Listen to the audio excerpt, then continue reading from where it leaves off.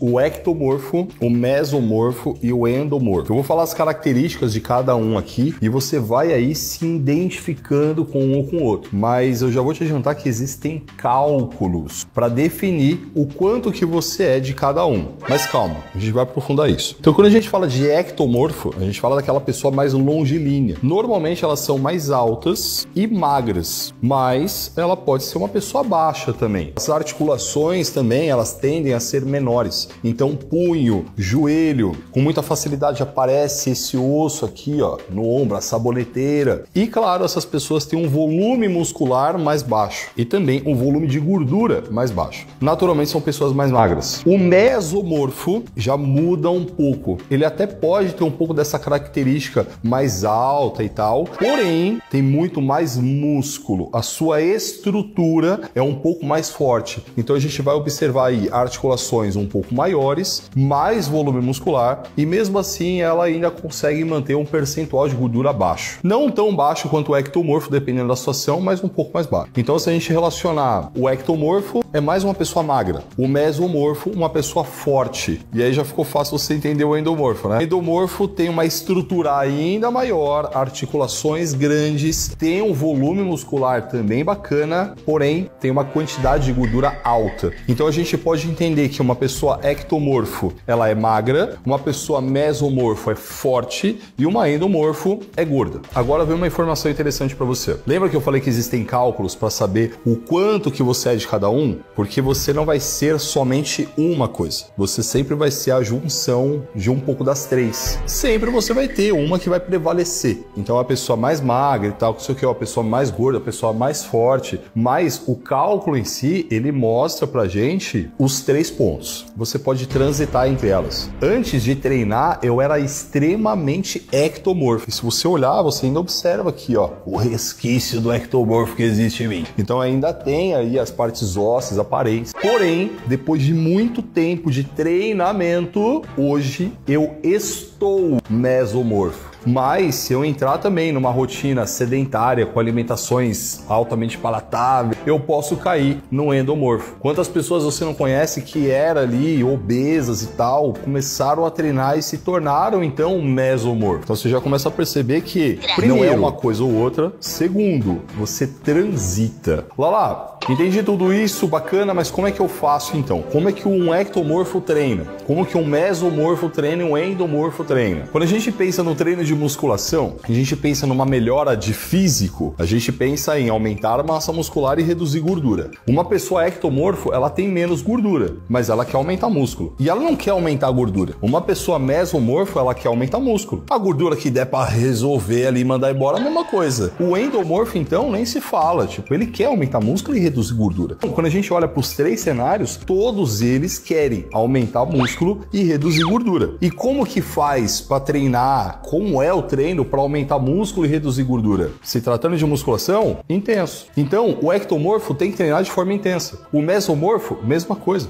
O endomorfo, igual. Aí entra um ponto. O ectomorfo vai ter mais dificuldade de aumentar músculo, mas ele vai treinar para aumentar o máximo de músculo que ele puder. O mesomorfo consegue aumentar mais músculo, mas ele vai querer aumentar o máximo de músculo que ele puder, independente de qual somatotipo você seja. Se uma pessoa que é ectomorfo, ela quer desenvolver o peitoral, ela precisa de um treino bem desenvolvido para que esse peitoral seja trabalhado de forma intensa e desenvolva. Faz sentido? E se o mesomorfo também quer desenvolver o peitoral? Então, não vai existir exercício para ectomorfo e exercício para endomorfo, porque todos eles querem trabalhar o peitoral. Não vai existir um volume de treino para ectomorfo e um volume de treino para endomorfo. O que vai existir é um planejamento, uma periodização para cada um. Então, um ectomorfo mais avançado, ele vai ter um volume de séries mais alto do que um endomorfo, por exemplo, que está começando agora. Quando a gente fala disso, a gente vai falar que o treino, ele precisa ser levado de uma maneira mais inteligente possível no planejamento. Então, a gente está falando de número de séries, de exercícios, de tempo de descanso, de intervalo entre um estímulo e outro para essa musculatura. E para tudo isso, o que vai prevalecer é muito mais o indivíduo, o estágio que ele está agora, ou seja, se é um iniciante, se é um intermediário, do que propriamente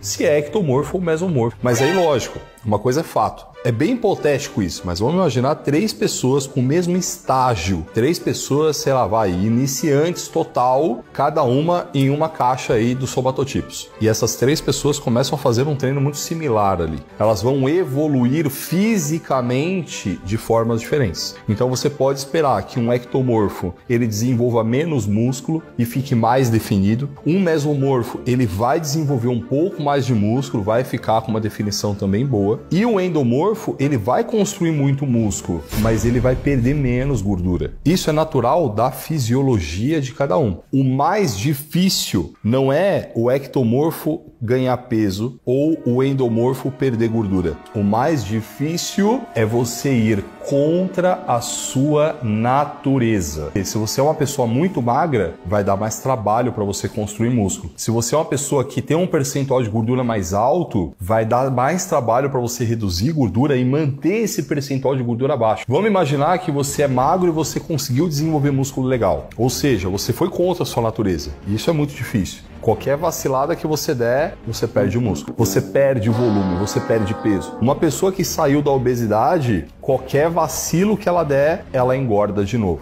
Então, o processo de treinamento, ele vai fazer com que você consiga moldar o seu corpo da forma que você quiser. Entretanto, a sua natureza, você já sabe qual é. Então, para você voltar para ela, é muito fácil. E claro, conforme você mudar o seu físico e manter esse físico de forma transformada por mais tempo, vai ser mais difícil você regredir. E para você aumentar músculo e reduzir gordura, algumas coisas que elas transcendem o treino são muito importantes. Como, por exemplo, o seu sono, dormir bem, libera GH e o GH vai ajudar em todo o processo. E também a sua produção de testosterona, que inevitavelmente você sabe, mano, o suco ou é testo ou é, mano, derivados de testo. Eu não tô falando pra você tomar suco não, viado. Eu tô falando que a testo é importante, é tão importante que o suco é baseado nisso.